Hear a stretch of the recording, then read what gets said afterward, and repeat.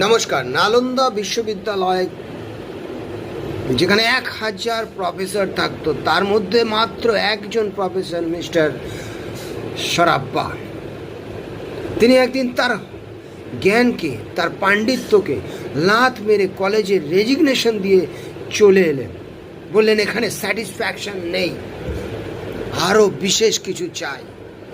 এই সংসার জীবনে সমস্ত কিছুকে ত্যাগ করা সম্ভব। পরিবার, আত্মীয় স্বজন, ধন দৌলত সমস্ত কিছু ত্যাগ করে জঙ্গলে চলে যাওয়া, সন্ন্যাস নিয়ে নেওয়া অত্যন্ত সহজ সরল কাজ।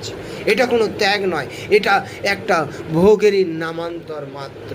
কিন্তু যা কোটি কোটি মানুষের মধ্যে একজন পারে, মিস্টার সারাপ্পার মতন, যিনি নিজের পাণ্ডিত্য, নিজের জ্ঞানকে ত্যাগ করে লাত মেরে রেজিগনেশন দিয়ে চলে আসতে পারে।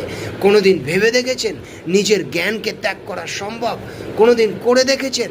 কোনোদিন করতে পারবেন ভেবেছেন?